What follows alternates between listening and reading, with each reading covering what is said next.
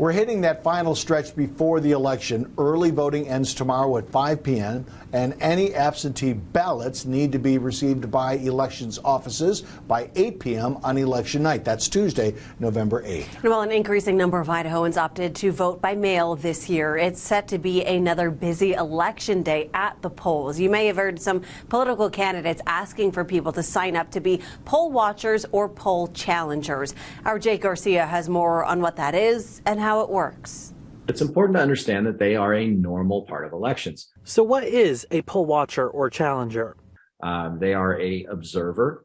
They're not an active participant. They are allowed to observe any area of the polling space. And they're not going to go to the voting booth with you where you're privately marking your ballot, just like a poll worker wouldn't do any of that either.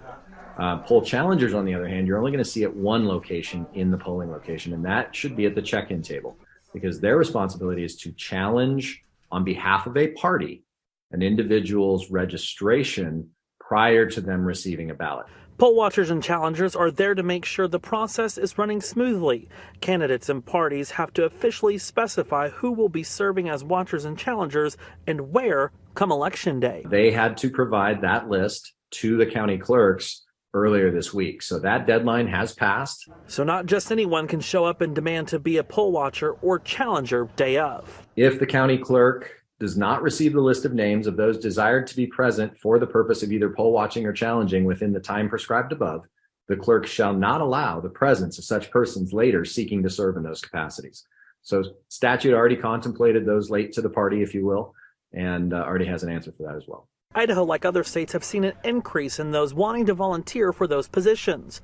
If someone does try to show up day of and demand to watch, they could face multiple charges, including voter intimidation. Voter intimidation, as the statutes define it, ultimately has to come down to a resulting change in how that voter was going to vote by force or intimidation to a level that it actually would cause that individual to mark their ballot differently.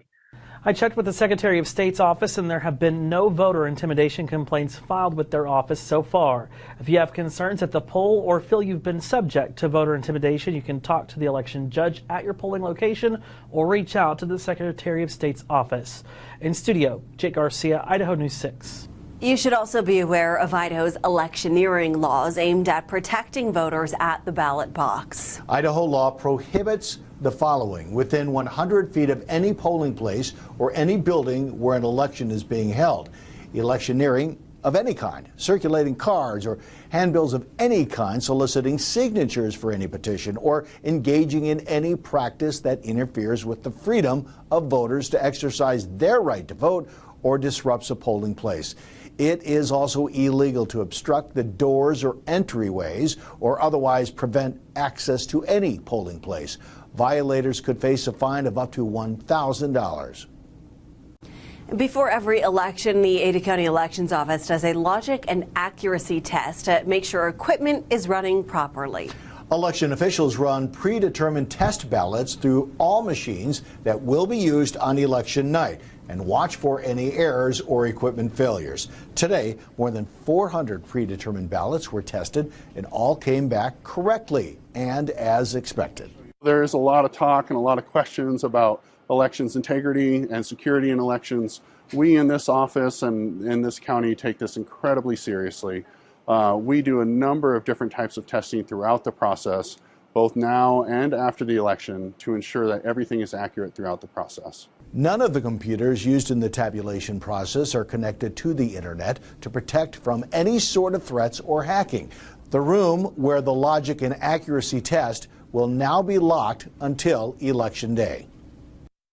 Election officials say as the votes come in, they want all eyes on the process to ensure transparency in the election process. So the Ada County Election Headquarters has multiple live cameras inside their building where the ballots are held and counted. On their website, adacounty.id.gov, you can look inside the warehouse live 24/7. You can see where the received absentee ballots are kept, the ballot sorter machine, the tabulation room, and more.